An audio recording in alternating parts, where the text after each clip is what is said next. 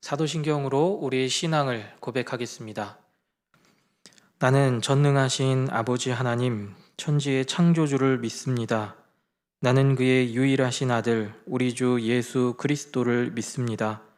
그는 성령으로 잉태되어 동정녀 마리아에게서 나시고 본디오 빌라도에게 고난을 받아 십자가에 못 박혀 죽으시고 장사된 지 사흘 만에 죽은 자 가운데서 다시 살아나셨으며 하늘에 오르시어 전능하신 아버지 하나님 우편에 앉아 계시다가 거기로부터 살아있는 자와 죽은 자를 심판하러 오십니다.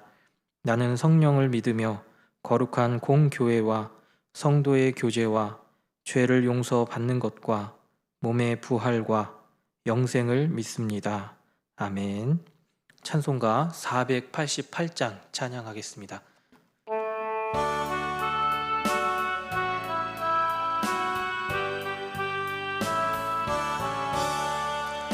이 몸의 소망 무언가 우리 주 예수뿐일세. 우리 주 예수밖에는 믿으리 아주 없도다. 주 나의 반석이시니 그 위에 내가 서리라. 그 위에 내가 서리라. 무섭게 바람 부는 밤 물결이 높이 설렐 때 우리 주 크신 은혜에 소망에 닿칠 줄이라. 주 나의 반석이시니 그 위에 내가 서리라. 그 위에 내가 서리라. 세상에 믿던 모든 것 끊어질 그날 되어도 구주의 언약 믿사와 내 소망 더욱 크리라. 주 나의 반석이시니 그 위에 내가 서리라. 그 위에 내가 서리라. 바라던 천국 올라가 하나님 앞에 배울 때 구주의 의를 힘입어 어여치 바로 서리라.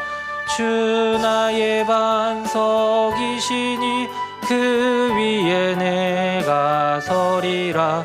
그 위에 내가 서리라. 이 시간 함께 볼 하나님 말씀은 역대상 3장 5절부터 9절까지의 말씀입니다. 역대상 3장 5절부터 9절까지의 말씀을 봉독하겠습니다. 예루살렘에서 그가 낳은 아들들은 이러하니 시므아와 소밥과 나단과 솔로몬 네 사람은 다 암미엘의 딸 밧수아의 소생이요 또 이팔과 엘리사마와 엘리벨렛과 노가와 네벡과 야비야와 엘리사마와 엘야다와 엘리벨렛 9사람은 다 다윗의 아들이요 그들의 누이는 다말이며 이 외에 또 소실의 아들이 있었더라. 아멘.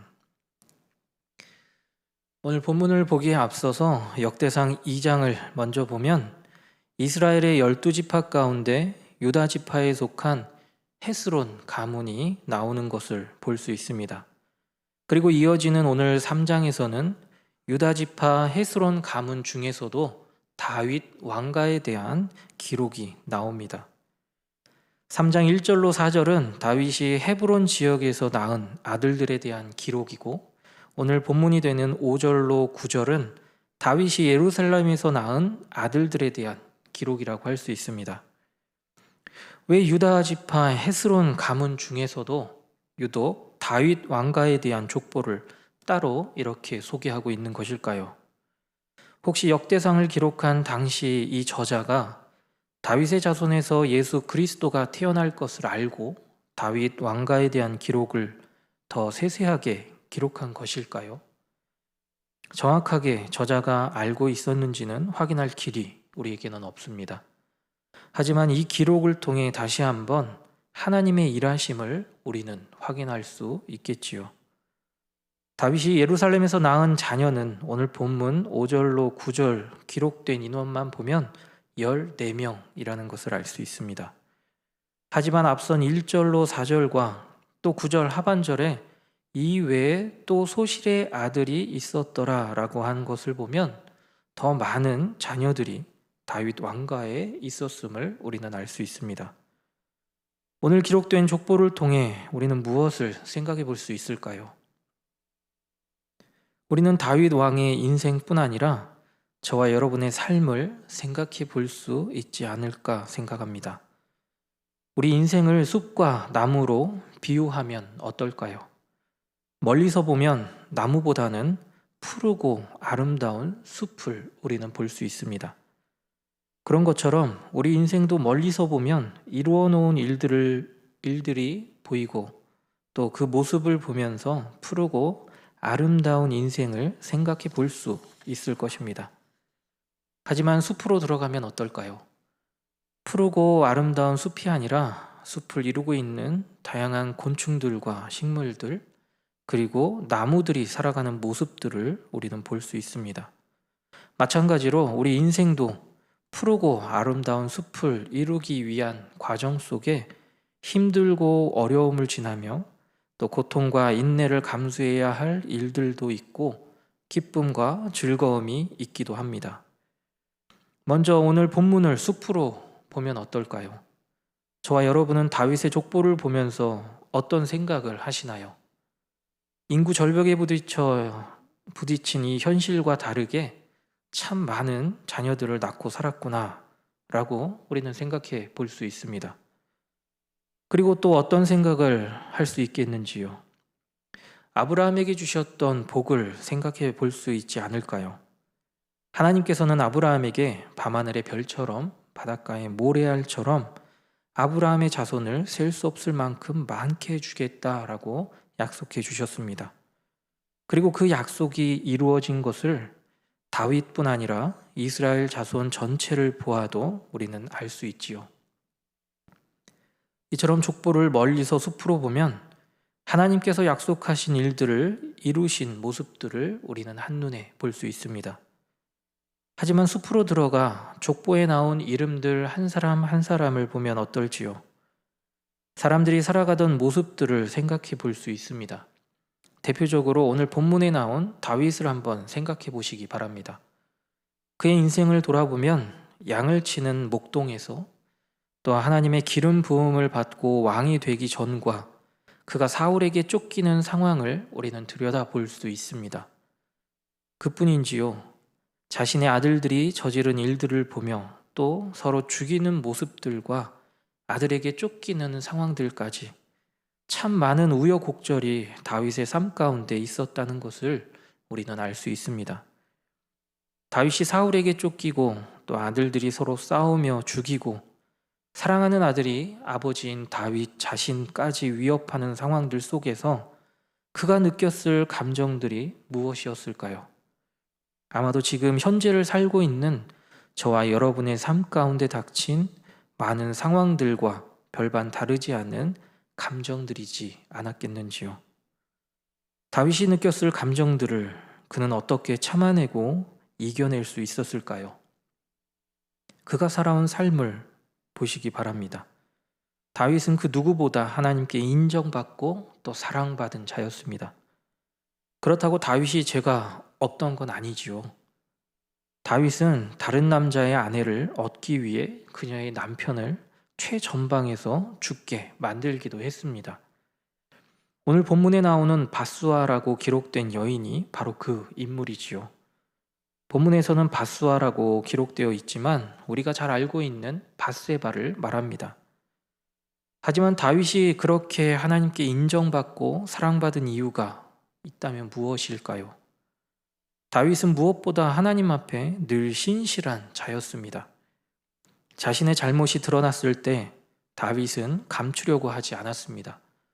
자신의 잘못을 인정하며 자신의 침상을 적셔가며 눈물 흘리며 기도했던 모습을, 회개했던 모습을 볼 수 있습니다. 또 하나님께 인정받고 사랑받은 이유가 있다면 무엇이었을까요?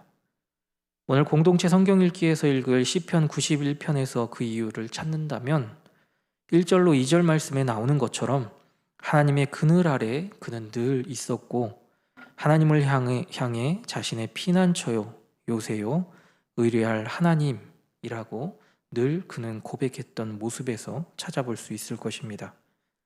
다윗의 삶을 보면 늘 하나님의 그늘 아래 있던 자였습니다.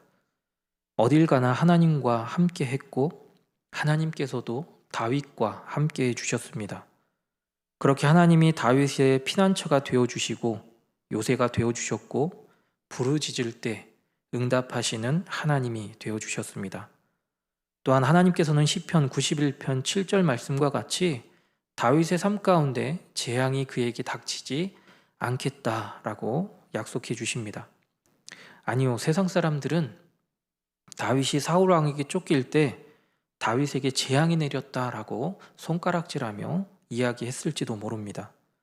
하지만 그런 고난과 고통 가운데서도 하나님은 다윗을 혼자 두지 않으시고 늘 그늘 아래 품어주시며 피할 바위가 되어주시고 또 산성이 되어주셨습니다.